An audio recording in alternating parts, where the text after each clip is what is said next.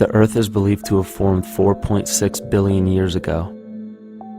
Within the first 150 million years, it began cooling and releasing gases from the lithosphere, which created the earliest forms of the Earth's atmosphere.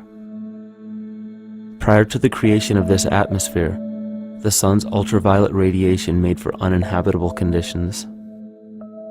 But as the Earth cooled further, water condensed in the atmosphere and oxygen accumulated, making way for organic compounds. This spawned single-celled organisms and then plant life. And down through time, the evolutionary chain continued. And then we arrive at a species that does not seem to fit as well as the rest.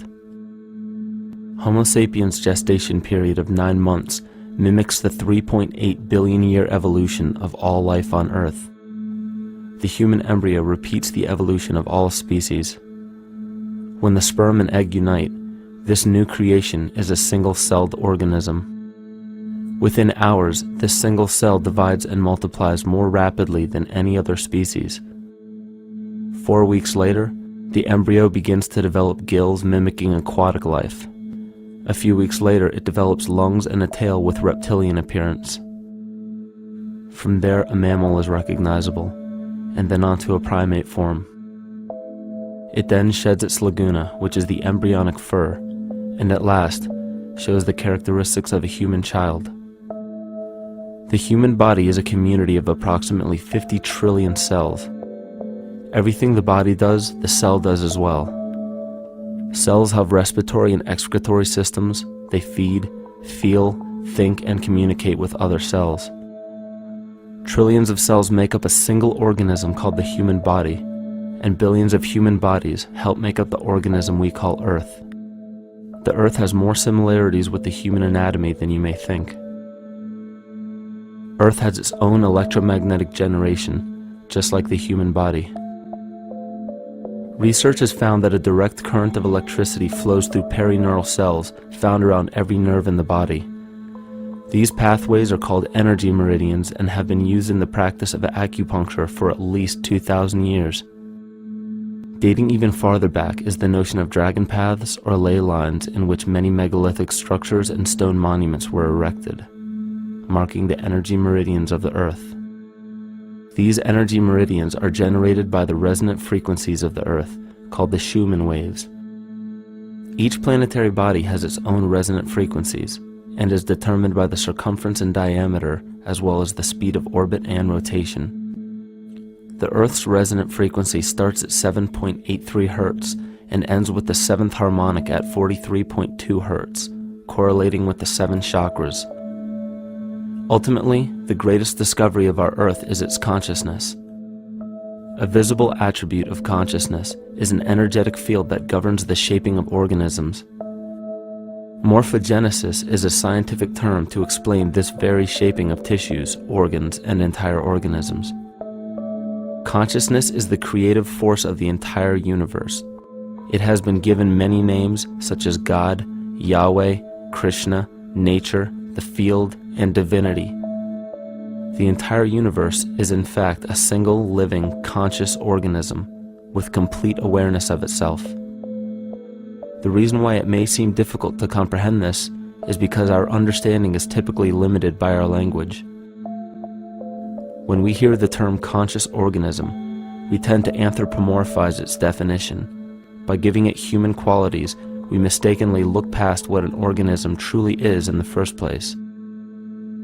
The definition of an organism is any living thing capable of response to stimuli, reproduction, growth and development, and maintenance of homeostasis as a stable whole. Our universe does all of these things. The consciousness of our universe is responsible for the form and purpose that all matter assumes. The Earth's resonant frequencies are a result of its form. These frequencies are responsible for biological rhythms, such as menstrual and circadian cycles, as well as behavioral and emotional patterns. The frequencies are then picked up by the flora and fauna, which are biological instruments that respond to the wave patterns.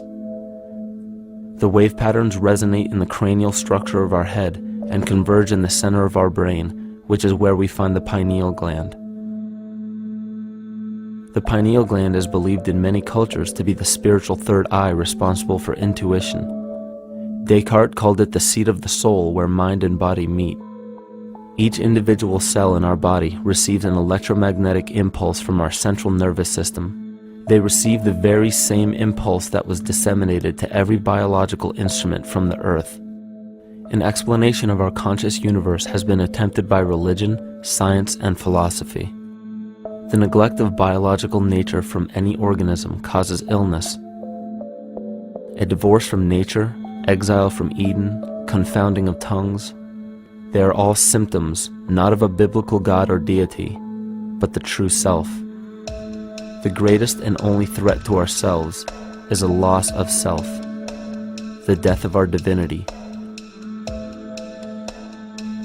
As we barrel through history with oceans of information, yet barely a drop of wisdom, we have to understand how we lost ourself.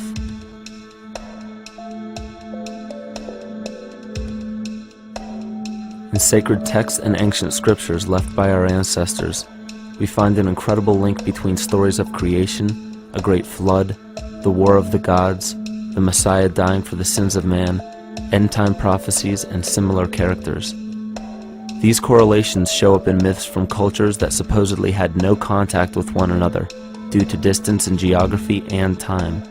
The common thread we find that connects all of mythology has its roots in the stars.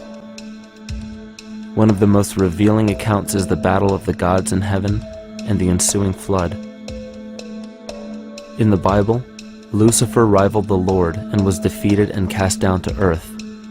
In the creation myth of the Enuma Elish, we find a similar story of Tiamat being defeated by Marduk and cast down to the abyss of Apsu.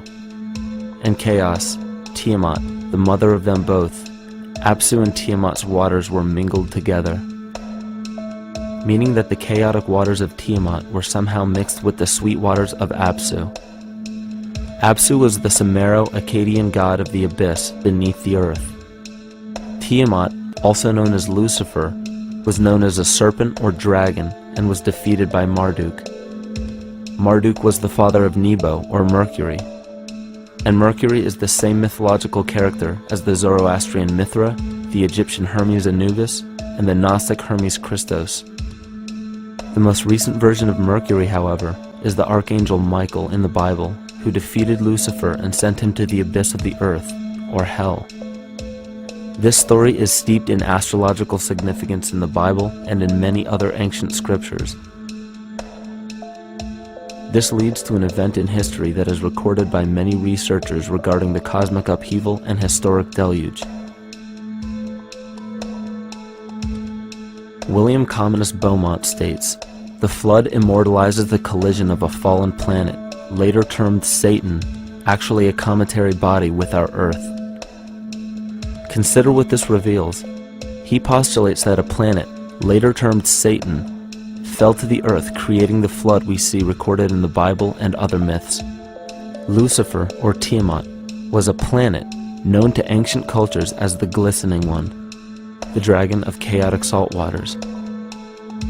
The light from the sun illuminated this planet's water, which gave it a glow that rivaled the sun's own light, which is where we hear about Lucifer rivaling the Lord.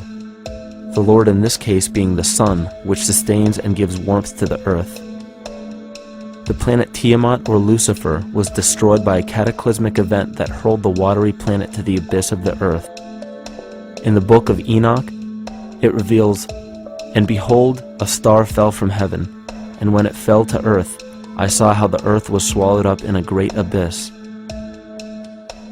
The myth of the Ute Indians states, "The sun was shivered into 1,000 fragments, which fell to earth, causing a general conflagration.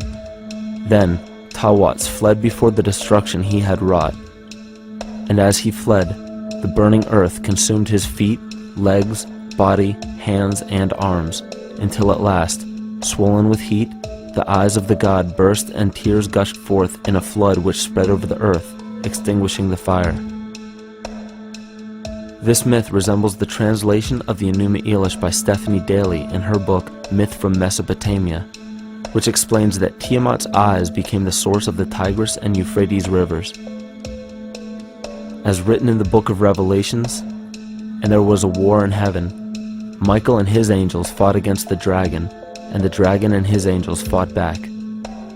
The great dragon was hurled down, that ancient serpent called the devil, or Satan, who leads the whole world astray. He was hurled to the earth." The Roman mythology of Ovid gives the story of Phaeton, which happens to be another name given to the watery planet Lucifer, or Tiamat. This story reveals that Phaeton was a child of the sun and wished to become the sun for a day.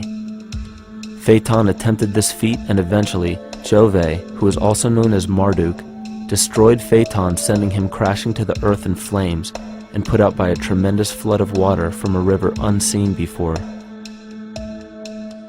The common theme we notice here is that of a saltwater planet, the great dragon, Lucifer, Tiamat, or Phaeton, was defeated and fell to the earth, and now dwells in the abyss known as Hell, giving us the outline of the story of Lucifer rising up against the Lord and being defeated and banished to rule the underworld. As we know, however, an outline is but a shell of a story. The inner meaning, the spirit of the myth, comes with a deeper understanding of the essence of each planet, not just the physical planet, but the conscious core, because we know now that the proportions and velocity of a planet gives them their own characteristic frequencies, which govern biological and behavioral patterns. These planets reflect the archetypal psychology of man. In ancient times, probably the most important field of research was the study of the heavens. Galactic bodies and their movement through the sky were known to be symbolic of the inner faculties within human consciousness. Within all organisms, outdated science has only explained the physical world measured by our five senses. Only in esoteric religions, mysticism, and quantum fields of science are we to find any attempt at explaining where thoughts and emotions fit into the sense-perceptible world. We also understand now that humanity is a community of cells within the organism of the Earth. The Earth, therefore, is a higher organism that shapes our form and function. This higher organism and all other planetary bodies are governed by consciousness, just as we individual humans are. Therefore, the Newtonian belief that galactic bodies are nothing more than lifeless forms floating in space is tantamount to claiming that we humans are nothing more than a composite of elements in motion. We know that this is untrue because we feel, we think, and furthermore we see the result of our consciousness creating what we call life. Plato wrote, "This world is indeed a living being, endowed with a soul and intelligence, a single visible living entity containing all other living entities, which by their nature are all related." Furthermore, the cosmos is a single living creature which contains all living creatures within it. And in an article out of the Sufi journal, the author writes, "The world is a living spiritual being." This was understood by the ancient philosophers and the alchemists, who referred to the spiritual essence of the world as the anima mundi, the soul of the world. In scriptures, we hear of the claim that angels guide the inner soulful actions of people, or that the gods wield influence over man. Most ancient spiritual and scientific teachings held the belief that the hierarchies of the gods, angels, archangels, archai, all the way down to the cherubim and the seraphim, are the hierarchies within the human psyche. In this way, we must understand that when the whole of ancient myths and sacred scriptures speak of spiritual influence from a higher being, they were speaking of archetypal forces that are inherent within us, not an influence from an external source. This is where we begin to see the relevance of astrology as an ancient form of science that resurfaced in the 19th and 20th centuries under the name of psychology. Friedrich Nietzsche even stated, "As long as you still experience the stars as something above you, you still lack a viewpoint of knowledge." This is astropsychology and maps the inner faculties of the psyche. In pre-Christian times, there were schools known today as the mystery schools or the mystery religions. The messages encoded in the scriptures and ancient archaeology came from adepts of spiritual science, The intent was to teach the initiates the deeper meaning of these myths. What became later termed as Lucifer, Satan, or the devil was representative of the ego, which rivals the Lord, the representative of the self. The true self is the epicenter of a person's entire being. It is the total sum of everything that we are. The false ego, on the other hand, is the idea and concept we create about ourselves in the course of our lives, which typically excludes any qualities we don't wish to accept about ourselves. However, humanity has been endowed with the freedom to choose either to obey the true self or to give in to the temptation of the vanity and materialism of the false ego. This is the most notable trait that separates man from animal: our freedom of choice, the choice to follow our concepts and ideals or our natural impulses, the choice to sustain nature or to destroy it. This freedom of choice weighs on the fate of the entire organism that we call humanity. Cancer begins with a group of cells within a community that fail to communicate with the conscious signal of the organism. Those cells begin to grow out of control and spread to other areas of the organism. This very disease is evident in our world today. The cancer upon our earth is the domination of our false ego and our divorce from nature. Collectively, among every human, the cancer upon our earth is the domination of our false ego and our divorce from nature. Collectively, among every human, vanity leads to segregation and competition. Competition leads to fear and greed. Greed leads to deceit and immorality. And immorality is the breeding ground for illness, waging war on our earth. Every act of hatred and destructiveness in our world begins with self-hate and self-destructiveness. And it all begins with a breakdown in communication.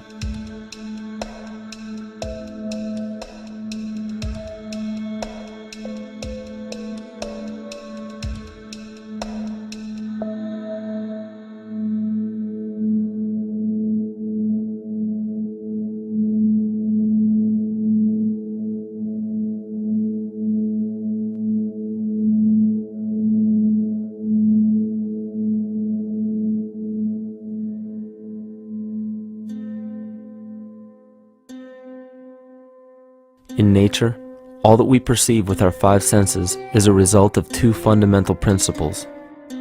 Everything in existence is made of a relationship between vibration and matter. Vibration is a masculine creative force countered by matter, which is a feminine receptive force. Thus begins the principle of duality.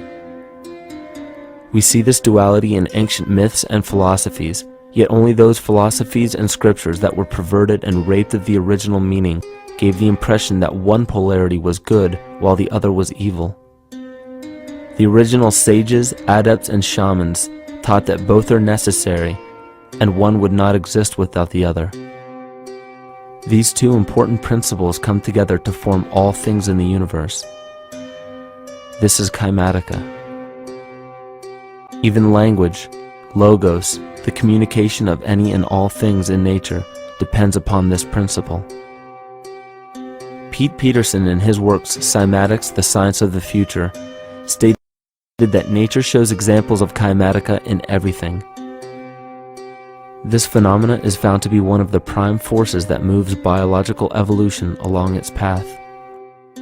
Dan Winter reproduced an experiment to prove that the ancient languages of Hebrew and Sanskrit, when spoken, create a vibratory frequency that moved matter into sacred geometrical patterns. Upon further investigation, Hebrew, Sanskrit, Aramaic, Arabic, and other elder dialects have older roots in a parent language of Gaelic and quite possibly an even earlier origin. In Swami Murugesu's The Science of Mantra, he claimed that when a person chanted specific words in Sanskrit while filming a burning candle, the intensity as well as the color of the flame would change due to the frequency that the word would emit. This same science has been shown to lower and raise blood pressure. And in his own words, certain sounds can affect their circulation and nervous system. Whatever change such vibrations cause extends to the mind of a person and also to the surrounding atmosphere, causing warmth or coolness. All this can be known by study and shown by practice. This rediscovered knowledge of the science of sound shows that sound is something more than mere vibratory signals. Not only does sound interact with life, but it sustains and develops it. It acts as a conduit of conscious intent between people, societies, and entire civilizations. Yet the psychic illness we endure due to the domination of our false ego is reflected in the collective. Our psychological schism has shut us off from communicating correctly with our inner self, which is exactly how cancer cells within the body operate. In the collective, we have created a language barrier between humanity and the rest of nature, acting as a global cancer. Recorded in history, the efficacy of the ancient languages has been severely uprooted. The alphanumeric translation from Hebrew to English shows a complete reversal of the two languages, giving the cymatic effect unnatural results. Dr. Leonard Horowitz stated in his work on DNA, 1/3 of the sensory motor cortex of the brain is devoted to the tongue, oral cavity, the lips, and speech. In other words, oral frequency emissions spoken or sung exert powerful control over life, vibrating genes that influence total well-being and even evolution of the species. A degradation of language in this case is shown to affect biology.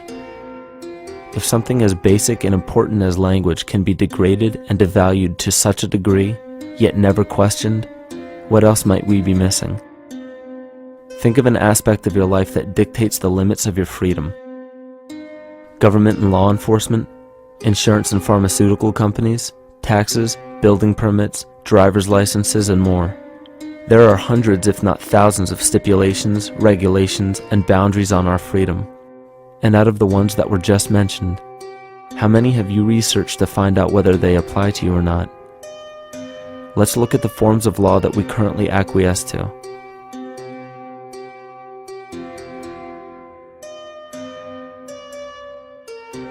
A common misconception among people is that any rule or regulation that governs them falls under one category, law. But there are many other forms of law that people abide by without realizing that they simply do not apply to them. Another misconception is that a nation's constitution gives us our rights. A constitution does nothing more than list the rights that we already have. We are born with inalienable rights, endowed to us by our Creator. They are not given to us, and they cannot be given away. The most a person can do with a right is choose whether to exercise it or not. Maritime admiralty law is what's known as the law of the water. It is superseded by civil law and only applies to those who willingly contract themselves into it. The definition of admiralty law is a body of private international law governing the relationships between private entities which operate vessels on the oceans. Let's look at how and why a form of law that is fashioned to govern corporations, businesses, and vessels has imposed its rule over natural human beings. This is all done through a form of word magic. A simple perversion of language has made it possible to convince people around the world that these alternative laws apply to them. One of the predominant beliefs in modern culture is that licenses, permits, registrations, and other forms of documentation are required to operate motor vehicles, use public roads, build structures and establishments, engage in free enterprise, and much more. Sadly, these beliefs are based on little to no investigation whatsoever, and are false. This belief structure is perpetuated by maritime admiralty law. This form of law was originally created to govern ships docking in foreign nations for the import or export of products and resources. It deals with banking and merchant affairs, not civil affairs. When a product is taken off of a ship and brought into a foreign land, that nation takes custody of the resource and accounts for it with a certificate. That certificate marks the birth date of that product in the custody of the respective nation. Think of why it is supposedly required to have a certificate of live birth in the first place. The Barron's Dictionary of Banking Terms defines a certificate as a paper establishing an ownership claim. So right there, we notice that everyone with a birth certificate is defined as being owned. People are used as collateral with other nations because the US is bankrupt. The United States declared bankruptcy on March 9th of 1933. At this point, the U.S. began taking out loans from a private, non-government affiliated corporation called the Federal Reserve. With no money to pay back the loans, the United States began using the citizens as collateral. All birth and marriage certificates are literally warehouse receipts. Just look at the similarities of warehouse receipts and birth certificates. Both document the date of issue, a serial number, registration number or receipt number, a description of the product, and an authorized informant to notify the appropriate government agency. With all of this information being readily available, the majority of people are unaware of their involvement with maritime admiralty law. This is possible through the manipulation of language. This admiralty law changed the meaning of the word person from a natural living person to a corporation. Driver's licenses, vehicle registrations, auto insurance forms, building permits, gun permits, work permits, tax filing documents, birth and death certificates, traffic citations, and many other forms of documentation that were once believed to be absolutely necessary only applied to persons or corporations. Upon signing such a legal document, you are indirectly waiving your rights under the Constitution and lowering your status to that of a corporation that is created with the same exact name as you. The only way to reconcile your true name from the name of the corporation is to take notice that the corporation has its name in all capital letters. This is known as capitis diminutia maxima. You may take notice that your driver's license, birth certificate, social security card, insurance cards, and more use all capital letters to legally represent the corporation with your name, not you. The corporation is known as an artificial person, whereas you, the human being, are known as a natural person. This deception goes even deeper when it comes to the courts that we attend. When showing up to court, you will notice that there are seats for witnesses behind a wooden fence or barrier. The defendant must cross through the entrance to the other side of the barrier where the plaintiff and judge sit. This act symbolizes the boarding of a ship. At this time, business can be conducted in maritime admiralty law. The judge, acting as captain or banker, is responsible for settling the balance between the two sides. This is why there is always a monetary value involved in any court case. The captain is simply dealing with banking and merchant disputes. Once the balance is paid, the case is closed. To turn the court case away from admiralty law where your rights are not protected, you must avoid agreeing to represent the artificial person. This is done by stating that you are the natural person. You don't have a first or last name because those imply corporate title. In a court case, you may state that the court takes judicial notice of your honor's oath of office. Every judge must take an oath of office to practice law, yet you must make it clear to the court and the jury that the judge is acting as judge and not banker. Remember that you are a natural human being of the earth. You are not governed by anything but your own consciousness. Laws are created within a society.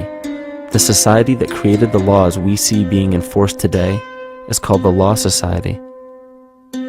Yet the most beautiful part of this entire deception is the fact that we are not part of the Law Society, so their laws do not apply to us. Judges, lawyers, and law enforcement officers, they're all part of a society. Within that society, they've created their own language that's deceptively similar to English. They have these little things called statutes, acts, and regulations that seem like laws, but they really only apply to those within their society. So that basically means all the traffic violations, minimum age requirements, and everything except for damage to another person or their property doesn't really apply to the natural person. Laws only apply to those within the Law Society. The game being played is an illusion. You can simply choose to open your eyes and reclaim the freedom that you were born with, bound by nothing but the limits of your imagination. These are just a few examples of assuring that your rights are being protected. By far, The most important line of defense against this deception is to be aware of the perversion of language, and be absolutely aware of how you form your beliefs and concepts.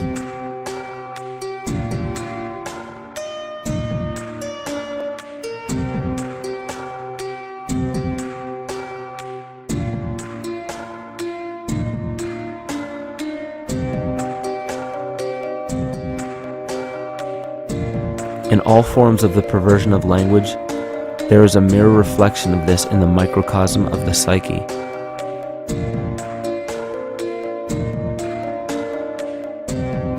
And the problem I see with humanity today is we don't truly know ourselves anymore. We have the 9-to-5 job, we have the house, the children, the bills, the television, the hobbies, and the errands that we run every single day, and we eventually begin to believe that this is who we are.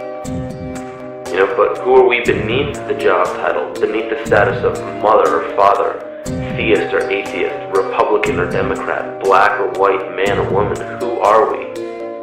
Who are we deep down inside? We don't know, because every time we hear an answer that we don't want to accept about ourselves, we deny it. We'll pass it off and project it onto somebody else and judge them for it. This is repression. And we see what repression can do to us on an individual level, but what about on a collective level of humanity? What happens when the whole world refuses to see what they truly are on the inside?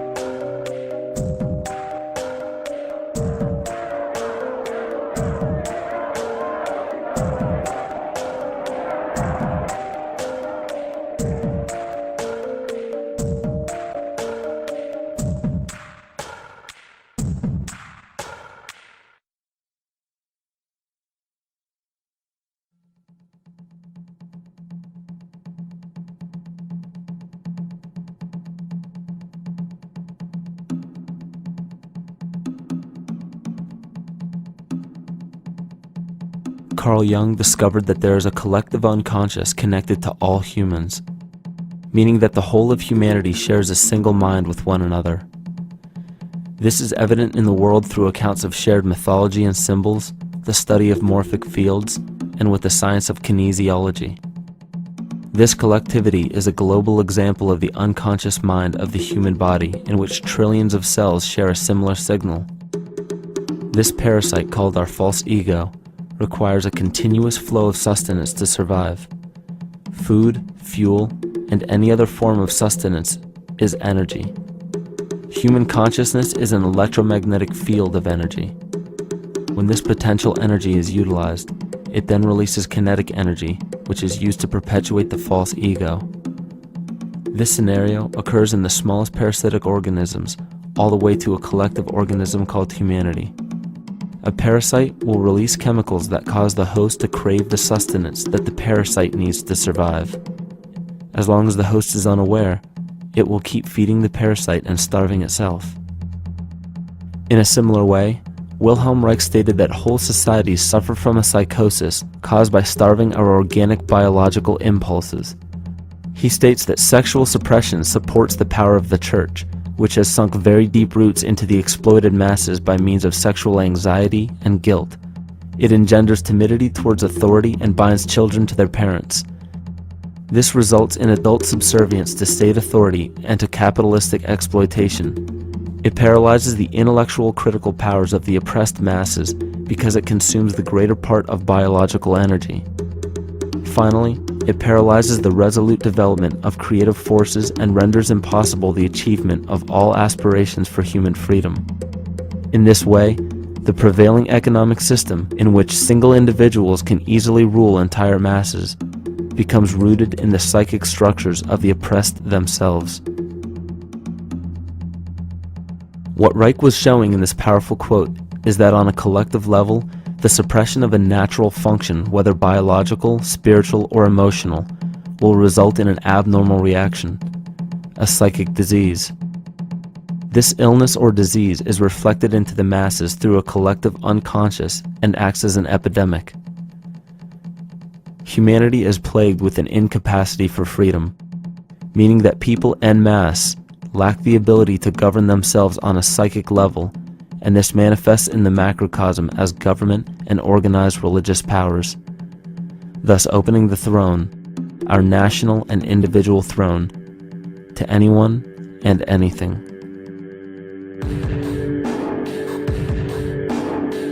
Enter the infamous rulers of the earth, the patriarchs of civilization, political, social, economic, and spiritual dictatorship, psychic tyranny. This simple illness within our psyche, this lack of responsibility and neglect of basic human freedom, has made way for every tyrant that has ever held rule over people on this planet.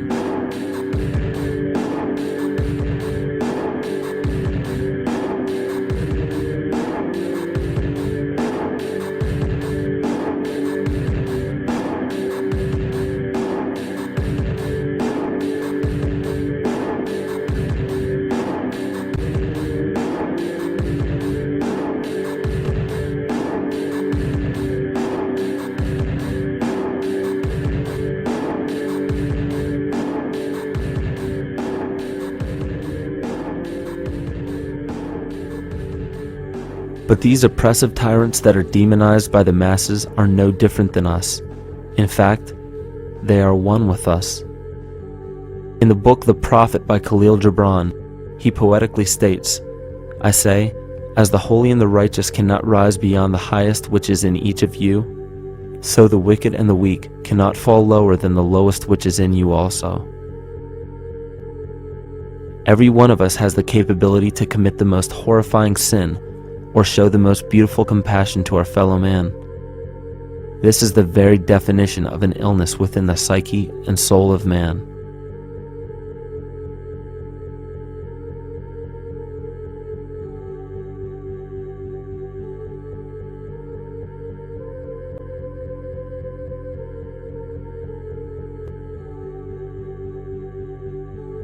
Think of any position of power that you believe to be above you.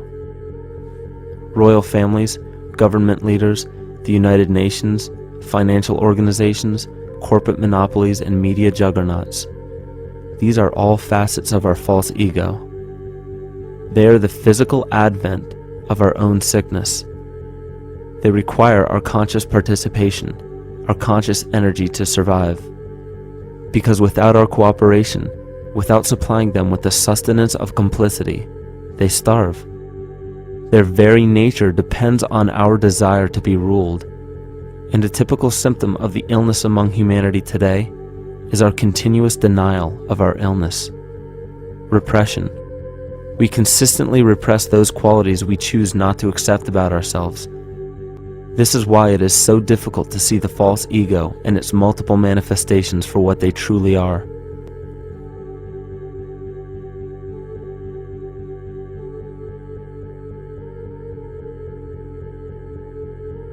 This is the very nature of the false ego. It acts as a red herring to distract us from the freedom we truly have.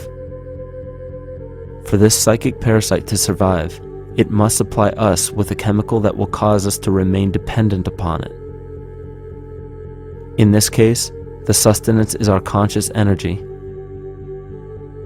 And in order for us to feed it to the parasite, the chemical of fear causes humanity to crave protection and defense.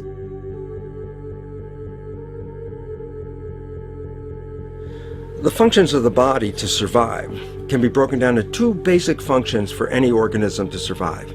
You have to be able to grow, maintain yourself, take care of your biology, but you also must be able to protect yourself, so that if you're just growing and you can't protect yourself, you'll become food for something else.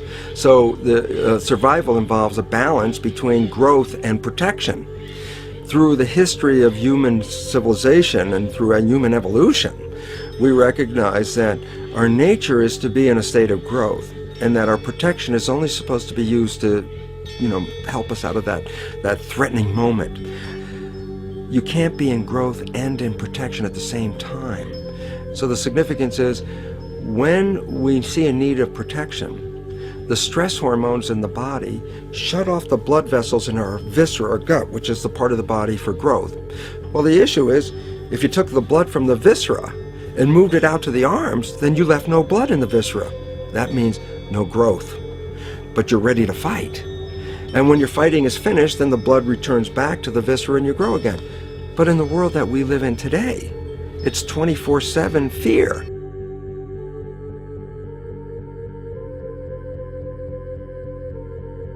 So we have a continuous dripping of that stress hormone into the body. It's just dripping all the time, getting us ready to run or fight or flight at any moment at the drop of a hat. We're ready to go because we're on guard. Well, the problem is, what does that mean about your allocation of energy? And it says, we're spending most of our energy in protection. You cannot survive if you're in protection all the time.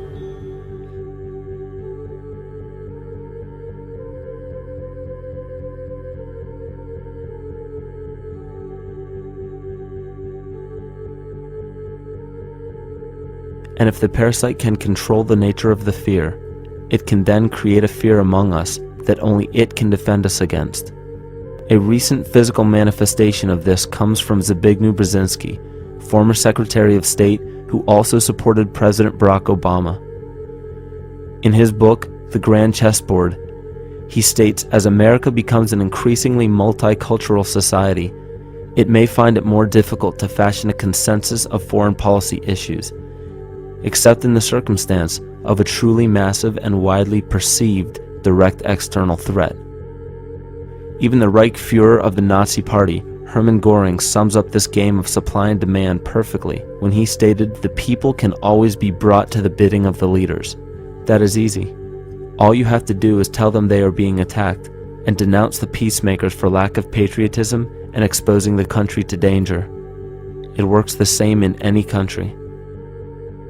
It also works the same in every individual psyche. Just remember that the false ego has only one desire: to become greater and more powerful than the true self. This illness causes us to believe that we are separate from nature. This is why we see such a rise in the dependency of technology. This is why we see such little stewardship for the earth and the environment. And this is why we see bigotry, racism, sexism, and every other form of discrimination possible that leads to crime, violence, wars, and eventually, the global destruction of the organism. This endless state of fear, confusion, and segregation our world seems to live in is a symptom of the false ego creating a false threat.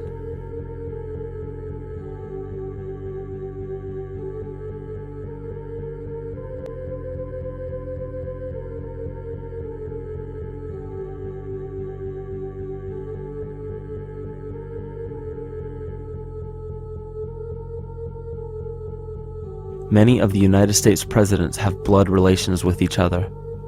The Bush lineage has blood ties to a great number of former presidents.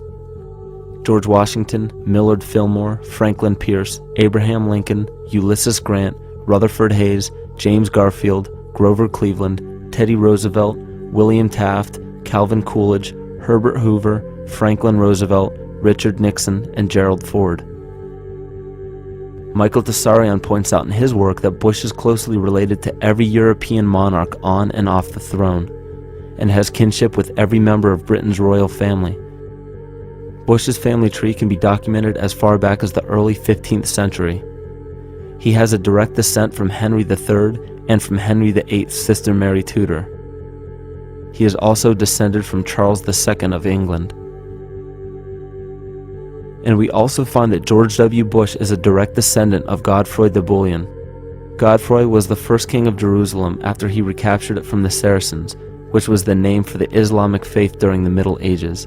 It is interesting to note that the current occupation of the United States in the Middle East was re-established by the same family, George Bush Sr. in 1991, and again by George Bush Jr. in 2003. George Bush Jr. is then found to be a cousin to both opposing candidates of his 2 terms in office, Al Gore and John Kerry. Democratic President Barack Obama also has blood ties with George W. Bush, as well as Gerald Ford, Lyndon Johnson, Harry Truman, James Madison, and the British Prime Minister Sir Winston Churchill. On the opposing side of the 2008 presidential ballot, John McCain is descended from Robert the Bruce, King William I of Scotland, and also Godfrey the Bullion.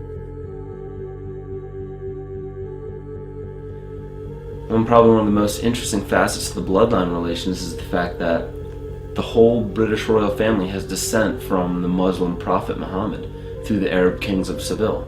This bloodline was passed through the kings of Portugal, Castile, and eventually down to King Edward IV. And this is a very, very different story from what you hear the media pumping out every day, being this idea of lineal superiority. It's completely debunked according to the foremost authority of aristocratic lineage, Burke's peerage. And this just goes to show that there's the true story, and then there's the manufactured illusion, the front that's given to the public.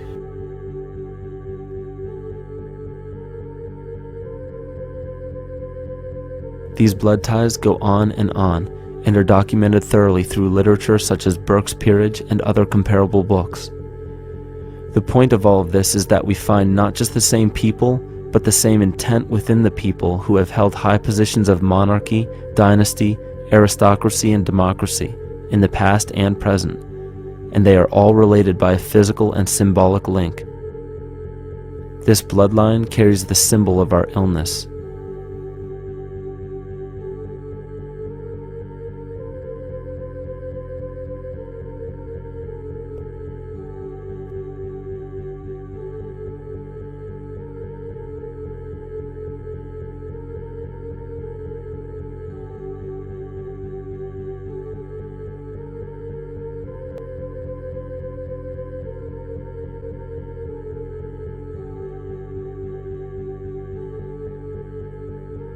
The symptoms of our psycho-spiritual illness are the wars, terrorist attacks, artificial or man-made disasters, and leader figures.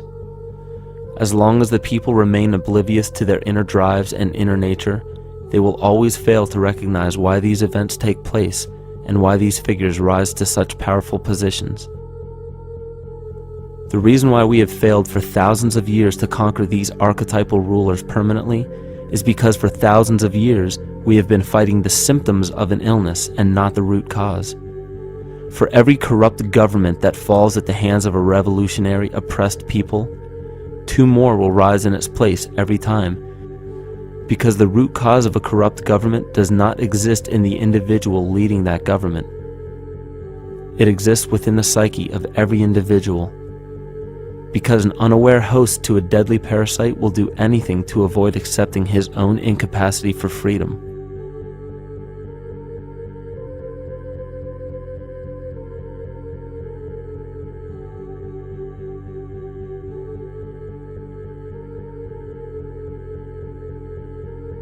We are so bereft of sanity in this world that those few who simply stop projecting onto others and begin facing their own demons are seen as neurotic.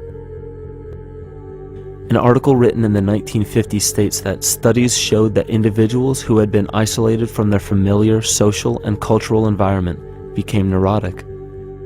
This shows that when those individuals had no object to identify their darker emotions with, they began to see these things in themselves, that which they refused to recognize before, and were unaware of why they appeared and how to cope. Facing our true inner self is virtually unknown in our world today. This is why no matter how many civilizations rise and fall, it is our collective consciousness that creates our governing apparatus, not individual people.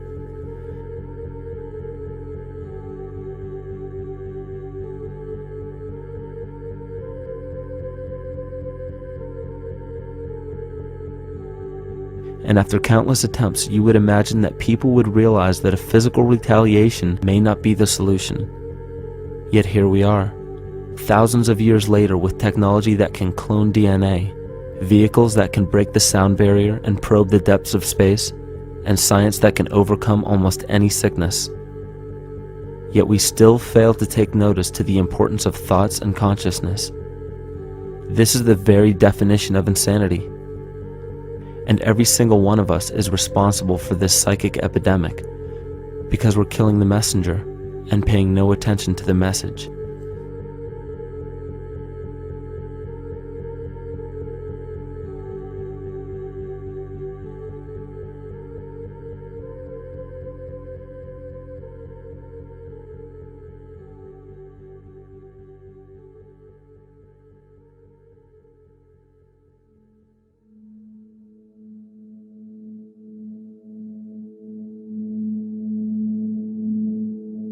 During the 1990s, 3 Nobel laureates in medicine advanced research that revealed the primary function of DNA lies not in protein synthesis as widely believed for the past century, but in electromagnetic energy reception and transmission. Less than 3% of DNA's function involves protein manufacture. More than 90% functions in the realm of bioacoustic and bioelectric signaling. So why is it important to know that DNA functions in bioelectric signaling? HeartMath Institute has discovered the heart and brain maintain a continuous two-way dialogue, each influencing the other's functioning. Although it is not well known, the heart sends far more information to the brain than the brain sends to the heart, and the signals the heart sends to the brain can influence perception, emotional processing, and higher cognitive functions. The heart also generates the strongest rhythmic electromagnetic field in the body, and this actually can be measured in the brainwaves of people around us. We are quite literally an electromagnetic expression of our highest cognitive function. The behavior of electromagnetism is evident throughout the world as dualism. All matter contains a negative and positive charge, which means organisms are built upon this foundation. The natural homeostasis of any organism is a balance of both polarities. Furthermore, research on emotional energetics shows that the heart's field is a carrier of emotional information and a mediator of bioelectromagnetic communication within and outside the body. Research shows our heart's field changes distinctly as we experience different emotions. It is registered in people's brains around us and apparently is capable of affecting cells, water, and DNA studied in vitro. Fear. The chemical supplied by a collective parasite creates a distinct bioelectric signal given off by the host. This signal is disseminated to the organisms within our community and will grow outward through the entire organism unless it is counterbalanced by an opposing force. Dr. Fritz Alan Popp discovered that the cells in our body communicate through biophotons, which are tiny particles of light that are single units of an electromagnetic field. This communication system within our body also exists between people in what's known as morphic resonance. This was known by the shamans, sages, and adepts of antiquity. These teachings were commonplace in prehistoric cultures. It wasn't by sheer chance that artistic expression and rituals were the cornerstone of every ancient civilization. Art was used as a personal method to exercise the shadow content of the psyche and introduce it to the conscious mind. This was very literally viewed as psychic therapy. Ritual was based around astrological dates. As we've learned, the study of the stars and planets reflect our own astropsychology. The shamans would perform rituals on astrological dates that would correlate with a circadian rhythm or a psychological cycle. These rituals kept the human participants aware of their inner self and prevented the repression of psychological content. As long as people were facing their inner demons and accepting them as their own, they were not collectively projecting them into the physical world. If you bring forth what is within you, what you bring forth will save you. If you do not bring forth what is within you, what you do not bring forth will destroy you. The progeny of our psychological disease began growing rapidly after a series of catastrophes forced the collective into a somatic state of fight or flight. This lowered the immunity of the population by introducing a state of immense stress. Our body becomes more susceptible to illness under stress. In this manner, humanity fell ill when entire bodies of land were swallowed up by the floodwaters. This uprooted many tribes, chiefdoms, and civilizations from their homes, and their ritual practices that were used as a conduit for psychic wellness were put on hold in order to survive the catastrophe and seek new homes. The shamans were spread to many new areas of the world. This information has been suppressed. We are made to believe that advanced civilizations such as ancient Egypt and the Mayans of Mesoamerica came about with no prior rudimentary remnants or evidence of evolving intellectual artifacts to bring them to their peak. We are meant to believe that their incredible knowledge of mathematics, astrology, agriculture, economy, polity, and architecture came out of nowhere. This leads many researchers today to the understanding that the origins of these civilizations have been suppressed.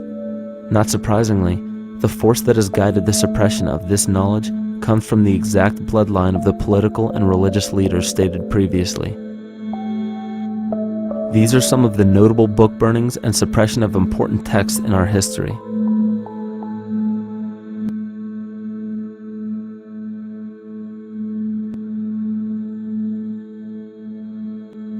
Yet after all of this suppression, there are still remnants of the dispersion of elder civilizations in nearly every country. There is tremendous evidence of ancient cultures visiting North America long before the conventional belief of European colonization.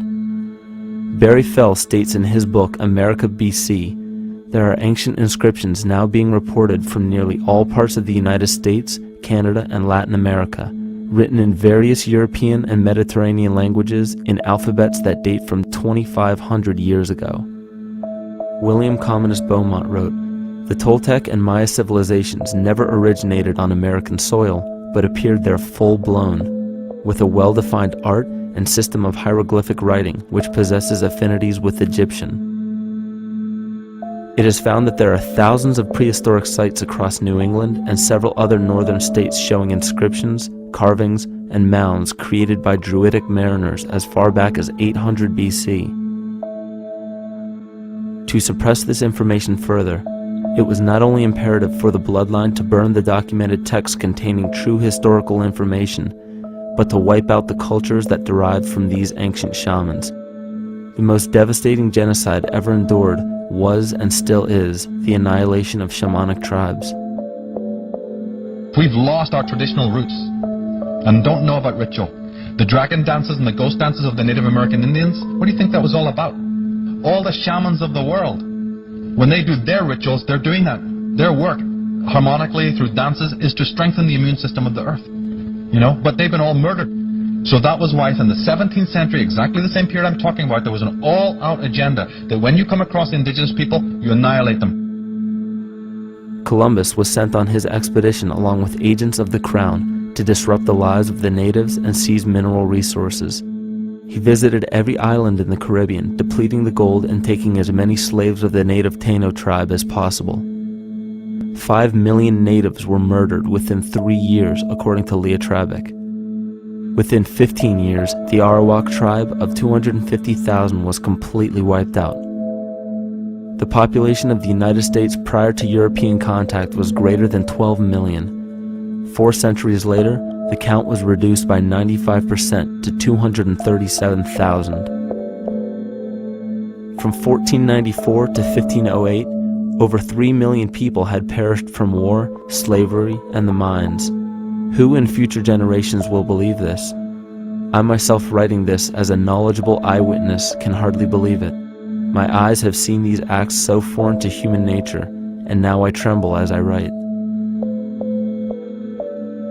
Another agent of the false ego bloodline was Hernando Cortez, who decimated the Aztec tribe and plundered their mineral resources. This again was the case through Cortez's second cousin, Francisco Pizarro, who conquered the Incan Empire in Peru. These atrocities are seen throughout Africa, New Zealand, New Guinea, East Timor, and are still seen today in Canada. This was a deliberate attempt to bury any surviving remnants of the ancient world and our true history. It is a naive mistake, however, to categorize and blame everything and everyone involved with politics or religion for this suppression of knowledge. It is only natural for people to crave spiritual understanding when there are so many manufactured missing links and perversions in the spiritual text today. And due to this void of spiritual wisdom, honest and moral people who are simply trying to understand their place in this world become the prime consumer market for those who wish to exploit this vulnerability. To have enough power to run our own lives, basically. If we look at the New Age movement, for instance, which is another kind of trap in all of this, where people might end up actually. They're looking for something so bad that they're taking all these things that are handed to us or to them, but it's not really based on any real understanding. It's still kind of coming from a religious type of perspective. People are genuinely seeking something new. They're genuinely seeking a new type of spirituality, or to better themselves, or to change something. But this is being hijacked. And what they actually do is that they lead you into another type of group mentality or new age religion, whatever it is. And people still are not able to kind of really break free from that and follow their own journey or their own path, which I think is very important in all of this.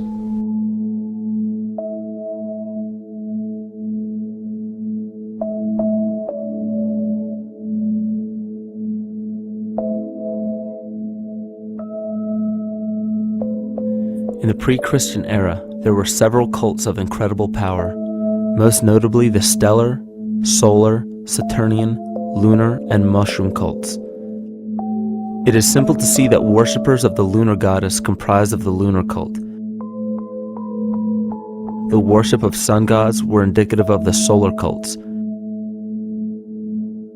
The Saturnian cult, which consisted of Phoenicians and Canaanites, worshipped El or Eli. The biblical exodus of the Hebrews from Egypt showed that they entered Canaan and merged the lunar cult of Isis, the solar cult of Ra, and the Saturnian cult of El to form Isis, Ra, El, Israel.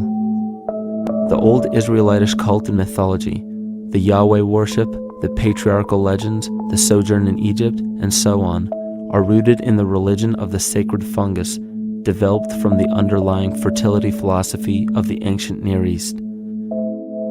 The Jewish mitre, Muslim turbans, and military berets are derivations of the symbol of the mushroom cult.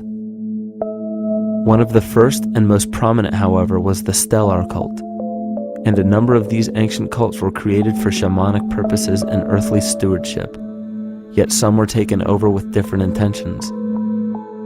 Just as you would imagine in any establishment of power, smaller cults formed within the main cults to worship individual deities. The cult of Mithras and the cult of Dionysus are two examples. You still today can see the Mithraic or Phrygian cap on the symbol of the seated Liberty dollar, the coat of arms of many countries, the reverse side of the flag of Paraguay, the seal of the United States Senate, and even involved in the solar cult holiday that we now call Christmas. In the cult of Dionysus, many festivals were celebrated, such as the Greater Dionysia, celebrated in Athens around the spring equinox. The foremost event in this festival was the Thymelic contest, in which poets, musicians, and entertainers performed in an open-air theater. Musicians did not have to pay taxes, and members of the Artists Guild did not have to participate in military affairs. The cult of Dionysus is still alive to this day as the entertainment industry.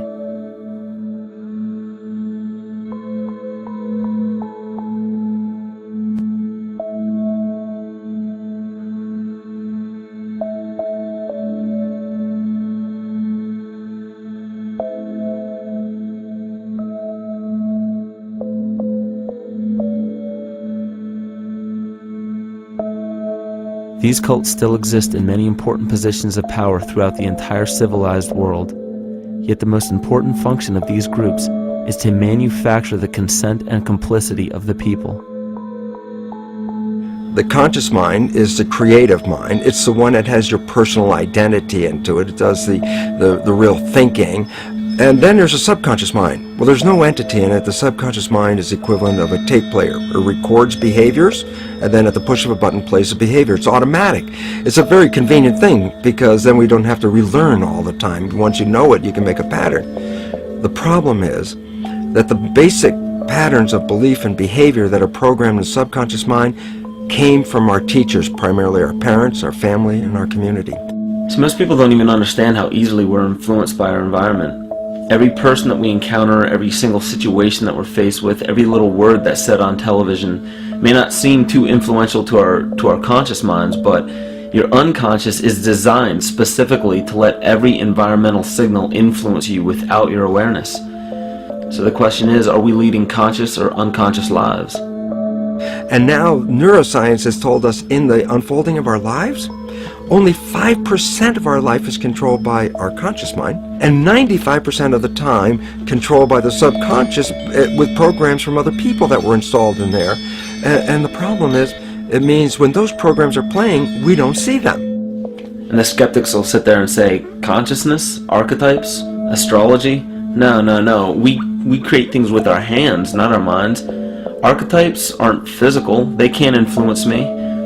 But when you think of the fact that we're only conscious of this small little fraction of our behavior, what we don't realize is that entire countries, entire civilizations that think they're free and independent, but are unconsciously too afraid to be free and independent, they will beg to be governed. And if they can't do it themselves, who do you think will consciously or unconsciously take that responsibility? It usually ends up being that strong, masculine, animus archetypal figure. When we think we're in danger, we're not looking for our mother to nurture us. We want our father to protect us. And right on cue with the age of fear, this age of catastrophe, the age of this parasite, we see masculine domination. And one of the primary conduits for giving our responsibility and our conscious energy away is money. We surely don't want to admit that our dependency on money is flawed, because that would imply that the fault is our own, and God forbid we take responsibility for our lives. So we blame the money. This is the cornerstone of the entire illusion being built around us by the false ego. Money is said to be the root of all evil, yet it cannot be evil because money is only a symbol. Symbols carry only the faith and spirit of the observer. This means that the symbol of paper money evokes and surfaces the evil intentions and inherent flaw of our false ego. Money only exists because we agree to accept it as valuable. And to further illustrate our incapacity for freedom, we've given the control of our faith-based money to a private corporation instead of the federal government. There is no law stating that we have to use Federal Reserve notes as currency. We choose to because we fear the alternative: independence.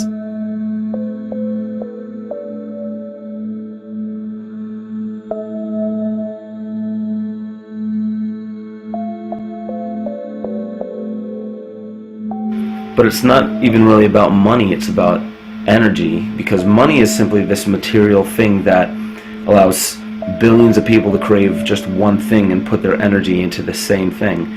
It's not the plasma TV or the house or the lifestyle or the job or the significant other or the status that we're really after, because we know that we're empty. These people feel sadness and loneliness and void just like anybody else, and they either want to fill that void with materialism because they think that that'll make them feel better, or they want to sedate the void feeling with material possessions. So it all comes back to this feeling of having to put our dependency into an external source, something that we have absolutely no control over. What we're seeing right now is with all the competition of each other destroying each other, wars, competing for material existence, raping the planet and tearing it apart to get some pieces of it to hold in your hands and say you won the game. Every one of those moves is destructive, not just of the planet, but of human civilization, because human civilization will thrive with cooperation and will die with competition. And if you operate from these truths, then you end up with the extinction that lies before us. You see, we all have demons, so to speak. We all have inner demons in our lives, but we expect to see devilish monsters or dark apparitions when you think of a demon, kind of like what you'd see in the cinema. But our demons are really the people in our everyday lives, the people that we argue with, the people that we envy or hate, the ones we physically or emotionally harm in some way, shape, or form. And it's not because we envy or hate qualities in these specific people as much as we hate the fact that they remind us of ourselves. They reflect qualities about ourselves that we wish we had more of, or that we wish we didn't have at all. So what do? We alleviate that pain, not by fixing or fighting our own demons, but by harming the people that remind us of our demons, by harming the people that remind us of the things that we don't like about ourselves. And when we become frustrated that we're not in control of our emotions because we don't really know what's affecting our emotions, we take it out on others. We take it out on absolutely anything else that can show us or act as a catalyst for our hatred. And so we do the same thing to animals. Animals are perfect because they can't defend themselves. And it's a perfect catalyst for our in our aggression, our confusion, our hatred, just take it out on something absolutely helpless. Just imagine how unconscious a person has to be of his or her actions to torture or mutilate or brutalize any living thing.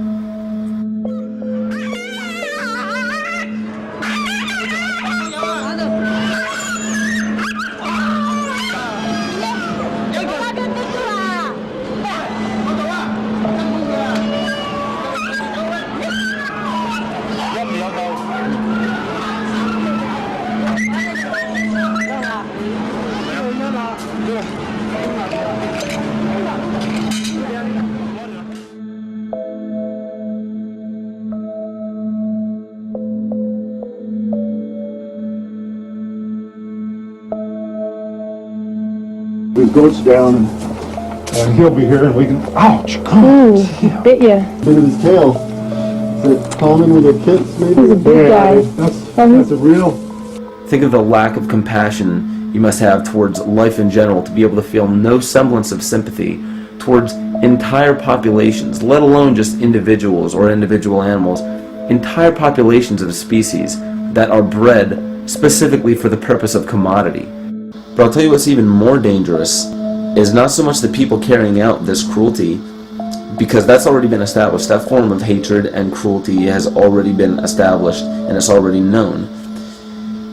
What I'm really worried about is the people who are against inhumanity, the people who are against animal cruelty and feel self-righteous enough to think that it's justified to inflict harm or even wish harm on these people. Because those are the people who take unconscious cruel behavior to a whole new level of conscious cruel behavior that's perfectly acceptable in their minds, because they feel that it's their job to bring other people to justice, like they're an authority figure of some sort. Those are the people who will have a much harder time figuring out why they harbor so much inner hatred and resentment. They don't seem to realize that it's just another form of the same exact hatred. So to keep from facing our inner demons consistently, what do? When we begin to realize, hey, wait a minute, maybe it's not alright to inflict harm on any other living thing, then the ego has to come up with a more esoteric form of cruelty to trick us into displaying the same form of self-hatred, the same indignant attitude, but just in another way and towards another group of people. But the emptiness will always find a way back in, and people will always start to feel restless again, no matter how many times they transfer blame to yet another person or yet another group.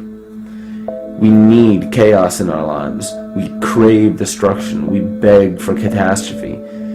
Because if we don't have these things to act as a form of exorcism or a catalyst for us, we start to notice these things in ourselves, and that's what we don't want. You see, we can deal with wars.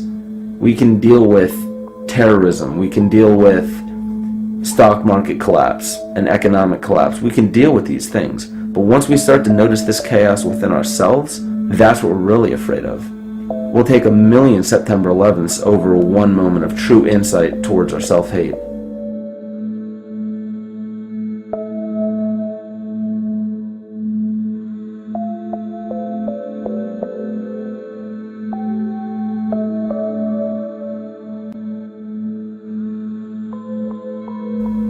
And you know, the most interesting part of all of this is we encounter things every day, every single day, that we either accept with open arms or that we reject violently. The interesting part is not really what we're accepting or rejecting as much as what it is inside us that makes us feel compelled to a certain thing or repelled from a certain thing. There's this fundamental dual behavior of muscular strength or weakness, attraction or repulsion. And what's interesting about this is when you realize that consciousness, awareness, that intangible essence that animates all matter into what we see around us as life, that is where you will find the origin of this dual behavior. It's been explained as the inhalation and exhalation of Brahma, the contraction and the expansion of Ahriman and Lucifer in an anthroposophical setting, the active and the passive qualities in electricity, the masculine and feminine qualities, yin and yang, existence and nothingness. These are all ways to explain the same behavioral process that begins with awareness, it begins with consciousness. And if you get rid of all the images and concepts in our minds of these sayings in your head and just try to feel the difference between the two polarities, you'll begin to notice that all of the different scenarios and possibilities that are playing out in the world all spawn from this common origin. You'll have a million people telling you why the Bible is supposedly the Word of God and that you should follow it word for word. And then you'll have another million claiming that it's a form of mind control and not to believe any of it. Everybody will tell you to beware of this or watch out for that. This is good information, this is bad information. And I just have to wonder, what makes anyone an authority figure enough to say that something is true or false? And why are you denying or accepting anything based on the suggestion of another person? Why aren't you making that decision for yourself? Information is information. There's no such thing as good or bad information. It's all what you do with it. I say let everything be your Bible. Give every piece of information, every person, every event or scenario or situation an honest and open mind. Because then it's your responsibility to respond to it in the way that you choose. Not following the herd, not following convention, it's your responsibility. And that's the point when, no matter how many people tell you you're wrong or right, you're not dependent upon their approval. If we at least question our own actions, question our own thought process, and make a conscious decision to what we feel is right every single day, that's what I believe to be divinity.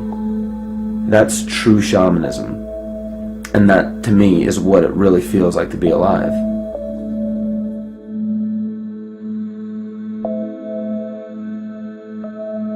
In this conscious, living universe, there are no laws of nature, just habits.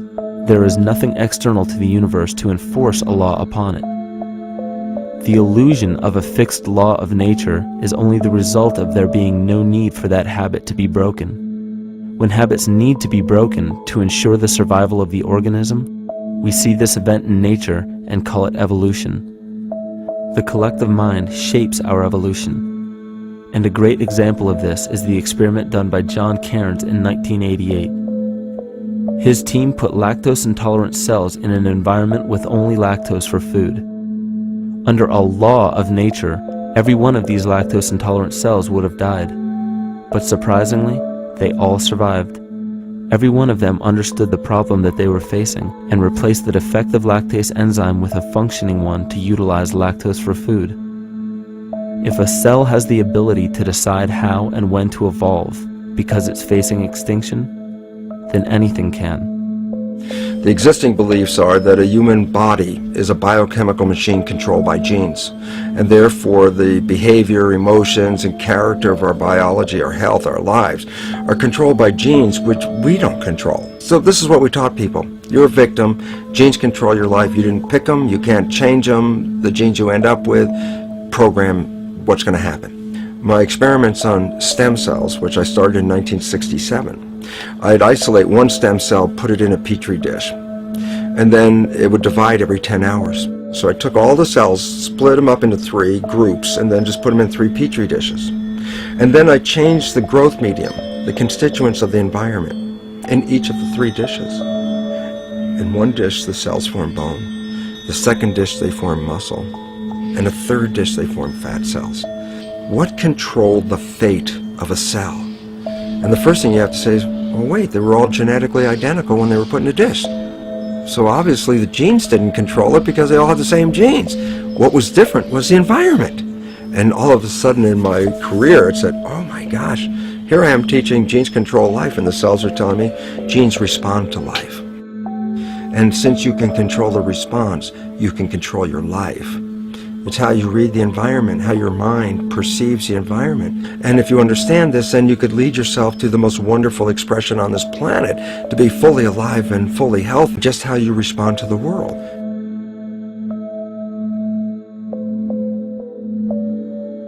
In the face of financial collapse across the world, political and religious wars raging tirelessly, and an ever-growing feeling of being lost and void of meaning, there is a great amount of energy being pushed to the surface of the collective mind. Evolution does not come about gradually. It happens in spurts and fits, and comes about due to a tremendous need for the organism to survive. We are now at a point in history where we will choose.